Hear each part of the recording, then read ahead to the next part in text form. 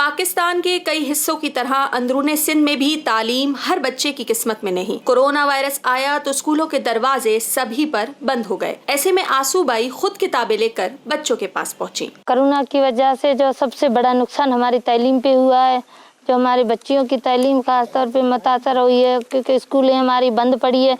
और उसी वजह से हमें जो है सो हमने ये फैसला किया, जहाँ भी हमें बच्चे मिले, खेलते हुए मिले, रास्ते पे जाते हुए मिले, हम वहीं पे उस बच्चों को बिठाकर तालीम दें। हम 4 गांव हैं, 4 गांव के बच्चे हमारे पास आते हैं पढ़ने के लिए। उन बच्चों को पढ़ाएं, अच्छी तालीम दिए, ताकि हमारे बच्चों की तालीम मुतासर ना हो। अगर ये बच्चे अभी नहीं पढ़ेंगे, सुबह को किसी वडेरे के गुलाम होंगे। शाबाश। आसूबाई एक टीचर हैं। उनका ताल्लुक सिंध के शहर उमरकोट से 20 किलोमीटर दूर एक छोटे से गांव मीनाजी धानी में आबाद हिंदू बरादरी से है। उनके वालिदैन उन्हें पोलियो से तो बचा न सके, लेकिन उनकी बेटी तालीम से भी महरूम रह जाए, आसूबाई के वालिद को ये कबूल न था। 2 साल की उम्र में मुझे पोलियो हो गया था। उसी वजह से मैं चल नहीं सकती थी। मैं ऐसे रंग के स्कूल जाती थी और लोग मुझ पे हंसते थे। हम बस में जा रहे थे तो तब मेरे भाई छोटे साथ थे, तो एक औरत आई और उसने मेरी बैसाखी उठा के नीचे फेंक दी। उसने कहा कि तू पढ़ लिख कर क्या करेगी, घर पे बैठ जाए, ऐसे तू धक्के खाती है बसों में। जब मैं घर पे गई तो मेरे वाला साहब को बताया मैंने कि आज मुझे ये वाक़या आया, तो मेरे वाला साहब ने कहा कि कभी भी बेटा हौसला नहीं हारना चाहिए और एक दिन तुझे एक अच्छी टीचर बनना है और गरीब बच्चों को पढ़ाना है। ये स्कूल आसूबाई की बरसों की मेहनत का नतीजा है।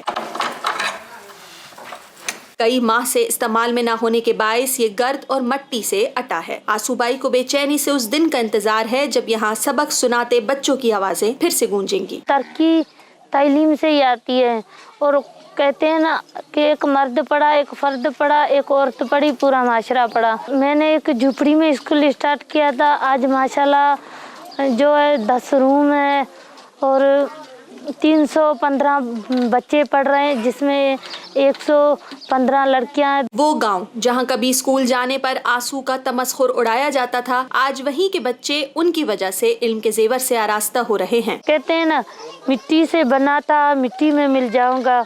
अभी कुछ नहीं कर सका, फिर कभी कुछ नहीं कर पाऊंगा। रोता हुआ आया था, रुलाता हुआ जाऊंगा। कि ऐसा कुछ कर जाएं जिससे पीछे हमें दुनिया याद करे। और मैं कह रही यही हमें करना चाहिए बच्चों के लिए। बच्चे पढ़ लिख कर आगे अच्छे ऑफिसर बने, डॉक्टर बने, ये भी बच्चे भी याद करेंगे और आगे उसकी नस्ल पढ़ेगी और तरक्की होगी तो वो भी हमें याद करेगी।